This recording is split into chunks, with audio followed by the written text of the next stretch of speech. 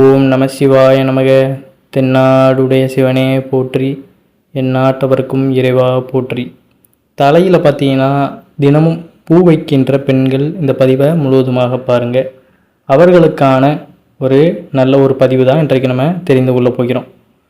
முதல் விஷயம் பார்த்திங்கன்னா, நம்ம உலகில் உள்ள பலருமே நம்ம கோவிலுக்கு சென்று இறைவனை வேண்டும் பொழுது நமக்கு இப்போ கிடைத்திருக்கும் இந்த நல் வாழ்க்கைக்கு நம்ம ஒரு நன்றி அப்படிங்கிறத சொல்லணும். முதல் விஷயம், எடுத்த உடனே பார்த்தீங்கன்னா எனக்கு அதிர்ஷ்டம் இல்லை, எனக்கு மட்டும் கொடுப்பன கிடையாது, எனக்கு ஏன் இந்த கஷ்டமான வாழ்க்கை, இவ்வாறெல்லாம் நம்ம குறை கூறி கொண்டு இறைவனிடம் கேள்வியில் கேட்டுக்கொண்டு தான் இருக்கின்றார்கள். இவ்வாறு நம்ம கேட்கும் கேள்விகளுக்கு நம்மிடத்தில்தான் பதில் இருக்கின்றது. ஆனால் யாரும் அதனை உணர்வதில்லை. நம்முடைய மூதாதையர்கள் அனைவருமே பார்த்திங்கன்னா சிறு சிறு விஷயங்கள் மூலம் நமக்கான அதிர்ஷ்டங்களை நம்மிடம் சேர்ப்பதற்கு பல வழிமுறைகளை மேற்கொண்டு தான் வந்தனர். ஆனால் அவற்றையெல்லாம் துச்சமாக எண்ணி இப்பொழுது யாரும் பின்பற்றுவதாக இல்லை. அதனால தான் பார்த்திங்கன்னா சில அசம்பாவிதங்கள் நடந்தாலுமே இறைவன் அந்த இடத்துல நம்மளை காப்பாற்றுவதில்லையே நம்ம அப்படின்ட்டு இறைவனைத்தான் குறை கூறுவோம். ஆனால் எல்லாத்திற்கும் காரணம் பார்த்திங்கன்னா நம்மளாக தான் இருப்போம். ஆனால் இங்கே தவறு நடந்துருச்சுன்னா அது நம்மளுடைய அஜாக்கிரதையாகத்தான் இருக்கும். இப்போ நம்மளுடைய சாஸ்திர சம்பிரதாயங்களை நம்ம பின்பற்றி கொண்டே வரும் பொழுதுனா, நமக்கு இப்போ வெளியே செல்ல போகிறோம், நமக்கு விதியால் எதுவும் ஒரு தவறு ஏற்படுதுன்னா அந்த நேரத்தில் நமக்கு அந்த இறை வழிபாடு அப்படிங்கிறது, நம்ம செய்த அந்த புண்ணியங்கள் எல்லாமே நம்மளை அந்த இடத்துக்கு போக விடாமல் தடுத்து நிறுத்தும். அதை நம்ம உணர்ந்து கொண்டு அன்றைய நாள் நம்ம ரெஸ்ட் எடுக்கணும். அதை விட்டுட்டு விடாப்பிடியாக போனோம்னா அசம்பாவிதங்கள் நடக்கத்தான் செய்யும். இது பலரும் பார்த்திங்கன்னா உணர்ந்திருப்பார்கள். தினமும் காக்கைக்கு நம்ம உணவு வைப்பது, இவ்வாறான பல விஷயங்கள் நமக்கு வாழ்க்கையில் மோசமான நிலை வரும் பொழுது அதிலிருந்து காப்பாற்றுவதற்கான ஒரு உதவிகோலாகத்தான் இருக்கும். அதனால் முறைப்படி எல்லா விஷயங்களையுமே மேற்கொண்டு வாருங்கள். அப்போ தான் நமக்கு வர இருக்கின்ற ஆபத்து நம்மளுடைய வாழ்க்கை எப்பொழுதுமே சிறப்பாக அமையும்.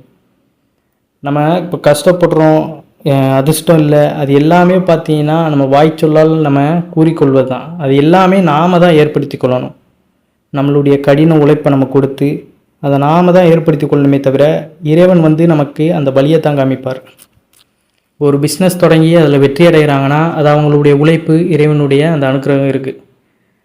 அது காரணம் பார்த்திங்கன்னா முதல்ல அந்த துணிச்சல், நம்பிக்கை, இறை நம்பிக்கை. முதல்ல அவங்க நம்பணும். அதற்கப்புறம் இறைவன் மீது அந்த நம்பிக்கை வைக்கணும். அதுக்கப்புறம் அந்த துணிச்சல் அப்படிங்கிறது இருக்கணும். இது எல்லாம் சேர்ந்து தான் ஒரு மனிதனை பார்த்திங்கன்னா நல்ல முறையில் வாழ்க்கையில் உயர்த்தும். இது எதையுமே ட்ரை பண்ணாமல் நம்ம மீது நம்பிக்கை இல்லாமல் இறைவனையும் குறை கூறி கொண்டு வாழ்பவர்கள் பார்த்திங்கன்னா அதே இடத்துல கடைசி வரை புலம்பிக்கிட்டு தான் இருப்பாங்க. அதனால் செய்கின்ற விஷயங்களை தெளிவோடு நிதானத்தோடு நல்ல முறையில் செய்து கொண்டே பாருங்கள். ஒரு கட்டத்தில் நம்மளுடைய வளர்ச்சி ரொம்ப மோசமாக கீழே நம்ம விழுந்துக்கிட்டே இருந்தாலும் விடாப்பிடியாக அதை நம்ம பிடிக்கும் பொழுது ஒரு கட்டத்தில் நம்ம உயரத்திற்கு சென்று விடுவோம் அப்படிங்கிறதான்.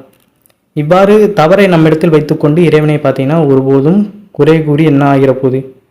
வாருங்கள், நம்ம செய்யும் தவறுகள் என்னென்ன, அவற்றை எவ்வாறு திருத்திக் கொள்வது என்பதை பற்றி தான் இந்த பதிவின் மூலமாக நம்ம தெரிந்து கொள்ளப் போகிறோம். இந்த உலகத்தில் பார்த்திங்கன்னா எல்லா உயிர்களுக்கும் ஒரு ஆணி வேராக திகழ்வது மனிதர்கள் தான். அதில் இரு பாலினர்கள், ஆண் பெண் என்ற இரு பாலினம் தான் இருக்கின்றது. இந்த இருவருமே ஒருவருக்கொருவர் சமமானவர்கள் தான். அதிலும் பெண்கள் கடவுளின் உருவமாகவே பார்க்கப்படுகிறார்கள். எந்த ஒரு புனிதமான காரியமாக இருந்தாலும் அதை செய்வதற்காக பெண்களை தான் நம்ம முதலில் அழைக்கின்றோம்.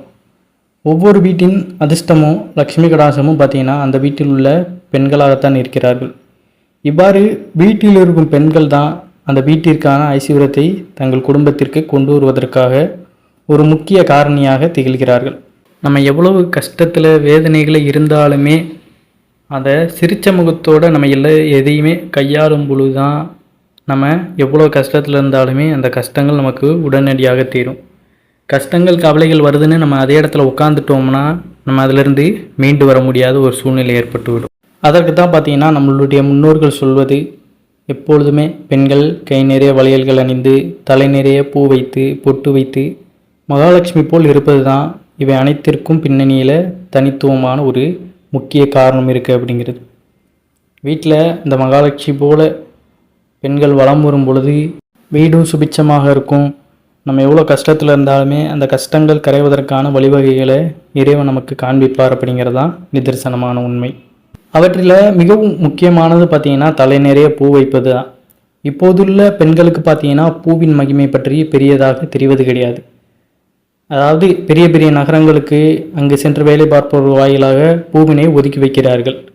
பூ வைத்துக்குள் என்று சொன்னாலே பூ வைக்க நான் என்ன பட்டிக்காடா என்னும் கேள்வியைத்தான் அனைத்து பெண்களிடத்திலும் இருந்து வருகிறது.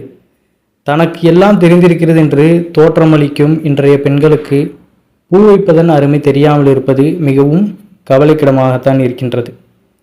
எல்லாருமே பார்த்தீங்கன்னா அந்த தலை விரிச்ச கோலத்தோடு தான் எல்லா இடத்துக்கும் சென்று வந்து கொண்டிருக்கின்றனர். இது பார்த்தீங்கன்னா ரொம்ப ஒரு எதிர்மறை ஆற்றல்களை விளைவிக்கும், வாழ்க்கையை ஒரு மோசமான நிலைக்கு கொண்டு போகும் அப்படிங்கிறது தான். ஏன்னா அவரவர்களுடைய லைஃப் ஸ்டைல், அதாவது மாறி வர்ற காலத்திற்கேற்ப அவர்களும் மாறுதாங்க. இருந்தாலுமே பார்த்திங்கன்னா அதில் பல பிரச்சனைகள் ஏற்படும், நமக்கு பல தீங்குகள் ஏற்படும். இவ்வாறு எப்பொழுதுமே பார்த்திங்கன்னா இந்த கோலத்தோடு நம்ம இருப்பது தான் எப்பயும் சுபிட்சமாக இருக்கும் அப்படிங்கிறத பெண்கள் உணர்ந்து கொள்ளணும். நம்ம கோவிலில் ஆலயங்கள்லாம் பார்த்திங்கன்னா கடவுளுக்கு மட்டும்தான் இவ்வாறான பூவைகள் பூ மலர்களை வச்சு சூடி அலங்காரம் பண்ணுவாங்க. இது மனிதர்களாகிய பெண்களுக்கும் இந்த ஒரு மகத்துவம் பார்த்திங்கன்னா பெருமை தரக்கூடிய ஒரு விஷயமாக இருக்கின்றது. பொன் வைக்க வேண்டிய இடத்தில் பூ வைக்கலாம் என்னும் பழமொழிய பூவின் பெருமையை சொல்வதற்கான சிறந்த உதாரணமாகும். தங்க நகைகளுக்கு இணையாக பூக்களையும் கூறுகின்றனர். அதனால் நமக்கு பெருசாக தங்கம் அதெல்லாம் இல்லைனாலும் பரவாயில்ல, பூ வைத்து நம்ம அழகாக தெரிஞ்சாலே பார்த்திங்கன்னா அதுவே சிறப்பானது தான். பெண்கள் தலையில் சூடிக்கொள்கின்ற அந்த மலர்களுக்கு எவ்வளவு மகிமை உண்டு, தங்கத்தை விட எவ்வளவு மகிமை உண்டுன்னு பல புராண கதைகளில் கூட மலர்களுக்கு முக்கியத்துவம் கொடுத்திருக்கின்றனர். அதில் ஒரு 2 புராண கதையையும் இதில் நம்ம தெரிந்து கொள்ளலாம். இந்திரலோகத்தின் தேவதையான பார்த்தீங்கன்னா இந்திராணி தேவிக்கு பலவிதமான ஆபரண நகைகள், கணக்கில் அடங்காத சொத்து மதிப்புகள் இருந்தாலுமே அவர்களிடம் நமக்கு ஏதாவது ஒரு காரியம் ஆக வேண்டும் என்றால் ஒரு சிறிய மலரை அவரிடம் கொடுத்தாலே மனம் குளிர்ந்து நமக்கு வேண்டியது எல்லாமே அவர் செய்து விடுவார் அப்படிங்கிறது ஒரு உண்மை. அதாவது என்னதான் பெரிய பெரிய சொத்துக்கள் ஆபரண நகைகள் அவர்களிடம் இருந்தாலுமே அவரோட அந்த அன்பை பெறணும்னா ஒரு சிறிய மலரை கொடுத்தாலே அந்த அன்பை நம்ம பெற்றுவிடலாம் அப்படிங்கிறது. அதே போல் கிருஷ்ண பரமாத்மா கதையில் கிருஷ்ணரின் எடைக்கிடை பார்த்திங்கன்னா தங்கம் கொடுக்க வேண்டும் என்று ஒரு பரிகாரத்தை அவர் முன்வைக்கிறாரு. எவ்வளவு தங்கத்தை வைத்தாலுமே பார்த்திங்கன்னா அவருடைய அந்த இடைக்கு ஈடே ஆகலை. அப்போது ராதாதேவி தனது கூந்தலில் இருக்கும் ஒரு சிறு மலரை அந்த எடையின் மீது வைத்ததுமே சட்டென்று பார்த்தீங்கன்னா அவரின் எடை குறைந்து பரிகாரம் நிறைவடைகிறது. இவ்வாறு பூவிற்கு பார்த்தீங்கன்னா லக்ஷ்மி கடாசத்தையும் ஐஸ்வர்யத்தையும் கொண்டு வரும் அபரிவிதமான ஒரு சக்தி இருப்பது அப்படிங்கிறதா நிதர்சனமான உண்மை. அதனால் எவ்வளவு கஷ்டங்கள் துயரங்கள் இருந்தாலுமே நீங்கள் எப்பொழுதுமே பூவும் பொட்டோடு வளையல் அணிந்து கொண்டு சிறப்பாக நீங்கள் சுற்றி வரும் பொழுதுதான் உங்களிடம் உள்ள அந்த கஷ்டங்கள் எல்லாமே படிப்படியாக குறைந்து விடும் அப்படிங்கிறது. துன்பங்கள் துயரங்கள் எல்லோருக்கும் இருக்கத்தான் செய்யும். நம்மளை விட கஷ்டப்படுறவங்க நிறைய பேர் இருக்கத்தான் செய்கிறாங்க. அவங்களுடைய நிலையெல்லாம் நம்ம யோசித்தா ஒரு நாள் அவங்கள மாதிரி நம்ம வாழன்னு நினைச்சாலே நமக்கு அது அப்படியே உடம்பெல்லாம் நடுங்க ஆரம்பித்து விடும். அந்த சூழ்நிலையும் கூட நமக்கு வந்தாலுமே பார்த்தீங்கன்னா அதிலிருந்து நம்மளுக்கு மீண்டு வருவதற்கான அந்த யோசனையும் சிந்தை திறனும் நமக்கு இருக்கணும். அதற்கு நம்ம என்ன பண்ணணும்னா முதல்ல எந்த ஒரு தவறுகளையும் செய்யாத வாழ்க்கையை நம்ம வாழணும், நேர்மையான முறையில் நம்ம வாழ்ந்து கொண்டிருக்கணும், செய்கின்ற செயல்களை சிறப்பாக செய்து கொண்டே வரணும். நீங்கள் பூஜை செய்தாலும் சரி, இப்போ செய்கின்ற வேலையாக இருந்தாலும் சரி, அதை செய்து கொண்டே வேறு ஏதாவது ஒரு ஐடியாவை நம்ம நோட் பண்ணிக்கிட்டே அதை பிடிச்சி நம்ம முன்னேற பார்க்கணும். அதே இடத்துல இருந்துக்கிட்டு புலம்பிக்கிட்டே இருந்தோம்னா அங்கேயே நம்ம இருக்க வேண்டியதான். அதனால் பார்த்தீங்கன்னா ஒவ்வொரு ஆன்மீகம் சார்ந்த விஷயங்களையும் பின்பற்றி கொண்டு வாருங்கள். நீங்கள் செய்கின்ற வேலையிலையும் முழு ஈடுபாடோடு செய்யுங்க. உங்களுக்கென்று நல்ல ஒரு ஐஸ்வர்யம் பெருகி அடுத்தடுத்து நீங்களும் வாழ்க்கையில் முன்னேறுவதற்கான அந்த வழிவகை ஏற்பாடுகளை இறைவன் உங்களுக்கு ஏதாவது ஒரு மூலையில் ஏற்படுத்தி கொண்டே இருப்பார் அப்படிங்கிறதான். எப்பொழுதும் தலைவிரி கோலமாக பெண்கள் வீட்டில் வளம்பராதீர்கள். ஒரு கொண்டையாவது முடிச்ச மாதிரி போட்டு கூட தலையை பின்னி கூட வளம்பாருங்கள். அதை விட்டுட்டு எப்பொழுதுமே தலைவிரி கோலத்தோடு இருப்பது வீட்டில் தர்த்திரத்தை தான் ஏற்படுத்தும். வெளியில் சென்றாலுமே கை நிறைய வளையல் பொட்டு வைத்து பூ வைத்து செல்வது தான் சிறப்பு. நவநாகரிகங்கள் எல்லாருமே வேறு வேறு ஃபேஷனில் சுற்றிக்கிட்டு இருந்தாலுமே நம்மளுடைய அந்த பங்களிப்பு அப்படிங்கிறது இதுதான். இதை நம்ம மறந்துட்டு அவங்கள மாதிரி நம்ம இருக்கணும் அப்படின்னு நம்ம யோசித்தோம்னாலே அதில் நமக்கு பல துன்பங்கள் ஏற்படும்.